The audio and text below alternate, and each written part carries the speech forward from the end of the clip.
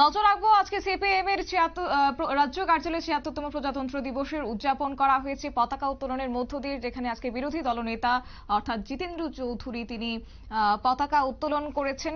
গোটা বিষয় নিয়ে কি বক্তব্য রেখেছেন আজকে তিনি, শুনুন।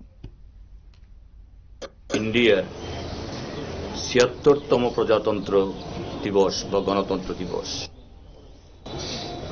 আজকের এই দিনে ১৯৫০ ইংরেজিতে আমাদের যারা স্বাধীনতার সংগ্রামীরা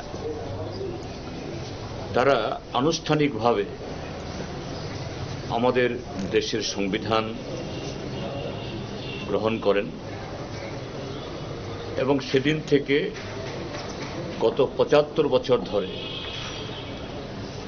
সেই সংবিধানের ধারা তথা সংবিধান কিভাবে দেশ পরিচালিত হবে সে নিয়মের মধ্যে দিয়ে দেশ চলছে।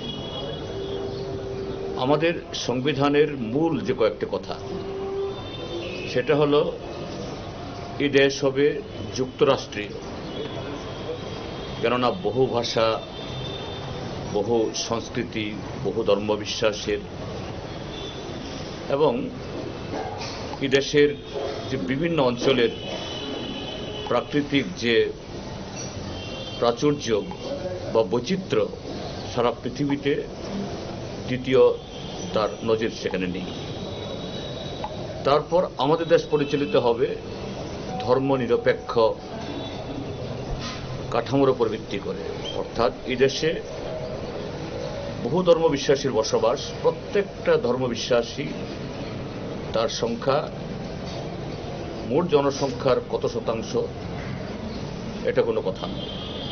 প্রত্যেক ধর্মবিশ্বাসী তারা সমান অধিকার পাবে, রাষ্ট্র তাকে রক্ষা করবে। তারপর আমাদের দেশ পরিচালিত হবে সেখানে গণতান্ত্রিক পথে, এবং সেই গণতান্ত্রিক ব্যবস্থায় ধনী গরিব, উচ্চবর্ণ নিম্নবর্ণ।